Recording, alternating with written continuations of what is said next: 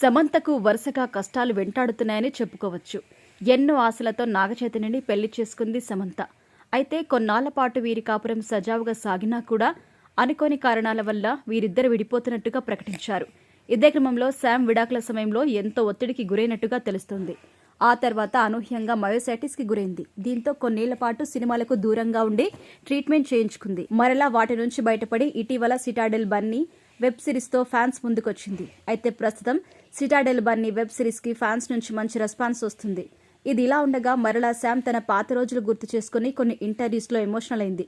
Divorce తర్వాత తనను second hand used అన్నారని బాధపడింది. అయినా వాటి నుంచి ఇప్పుడు ధైర్యంగా మీ ముందుకు వచ్చి మరలా కొత్త జీవితం స్టార్ట్ చేశాను అని తెలిపింది.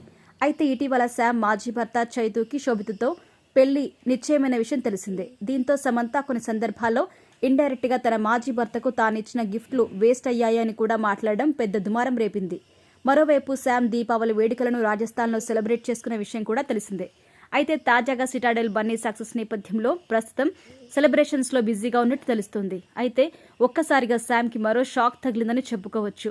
ఆమె తండ్రి జోసెఫ్ ప్రభు చనిపోయారనే వార్తతో ఒక్కసారిగా ఆమె మరలా తీవ్ర నిరాశలో మునిగిపోయింది. సోషల్ మీడియాలో హార్ట్ బ్రేక్ ఎమోజీని షేర్ చేసిన మిస్ యూ డాడ్ అంటూ ఎమోషనల్ పోస్ట్ పెట్టారు. అయితే శామ్ తండ్రి మరణ వార్తతో ఆమె ఫ్యాన్స్ సైతం ఒకంత షాక్కి గురయ్యారట. ఇప్పుడిప్పుడే బాధల నుంచి బయటకు వస్తున్న శామ్కి మరలా ఆమె తండ్రి మరణ వార్త కోలుకోలేని దెబ్బగా చెప్తున్నారట. ఇదిలా ఉండగా ప్రస్తుతం అక్కినేని కుటుంబం చైతు పెళ్లి ఏర్పాట్లలో బిజీగా ఉంది. ఇక చైతు శోభితల పెళ్లి డిసెంబర్ 4న జరగబోతుంది. ఇక ఇదే క్రమంలో తన మాజీ కోడలు తండ్రి చనిపోయారనే వార్తను ఆమె ఎక్స్లో పోస్ట్ చేసింది.